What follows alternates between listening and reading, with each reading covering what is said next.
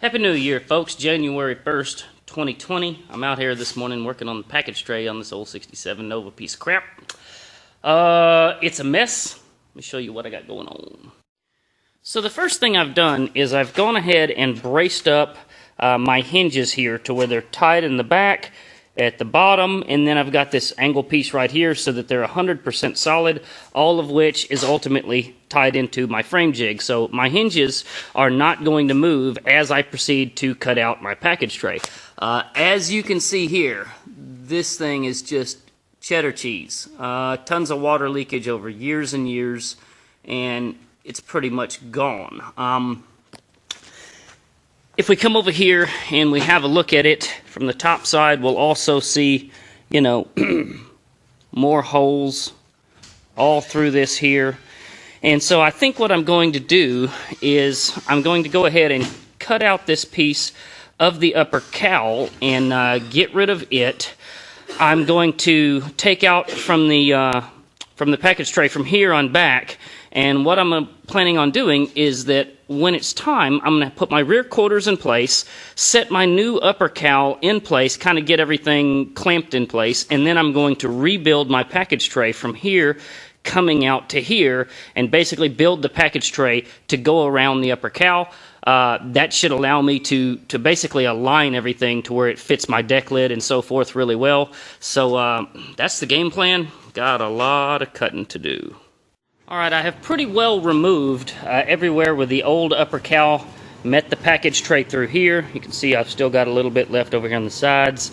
And one of the things I decided to do was to just weld in place a couple pieces of square tubing on each side that kind of documents the vertical height of the package tray, how far it goes out, and so forth. And you can see that I've kind of welded these things in here so that when I go to lay the new upper cowl in place and rebuild the package tray, I have something to help give me, just a little bit of reference for exactly where that thing should go. So I think that's going to help in the long run. Calling it quits for the day. I got the package tray, the really nasty portion of it, cut out. I was pretty happy with this seam along here. Looks good. I am going to have to come over here and rebuild this area that you kind of see from here to here. Same thing on the other side, really. It's still there on this side, but it's not in the best of shape, so definitely going to have to rebuild that. It's New Year's Day. Time for some football. I quit. What's up, everybody? January 10th. Fixing more shit. Alrighty, I'm working underneath the sail panel. You can kind of see how there's rot and little holes and whatnot through here. So I'm going to divide this up into two areas to repair it. And then this piece right here is about to get welded in place. January the 11th, Saturday morning. I have finished up the patches here and installed them in the area underneath the sail panel. So everything that was all just cheese-grated horse crap all through here has been repaired.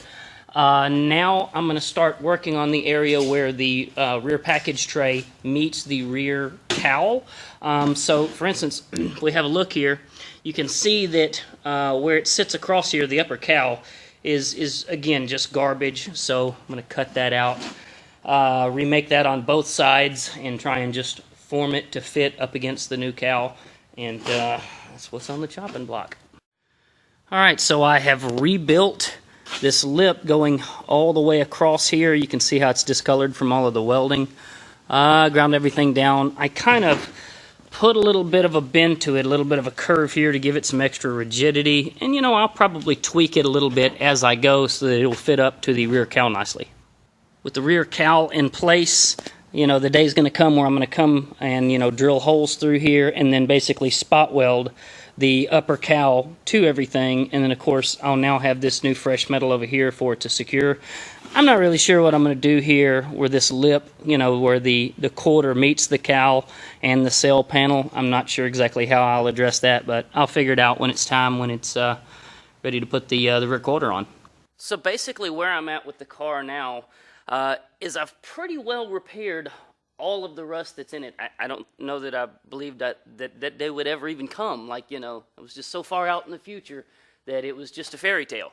But I pretty well have made it to that point. I think what my next move is, I need to go ahead and get the front end ordered for the car. I'm going to get the new front end bolted up to the torque boxes. These are the torque boxes right here. Get the front end bolted up to the car, at which time I'm then going to secure that front end to my frame jig so that I can then remove the firewall and the torque boxes out of the car. So I'm going to basically cut it from about here on over, leave this section, and at that time I'll rebuild the firewall to where it's nice and smooth and probably has a little bit of bead rolling in it for strength.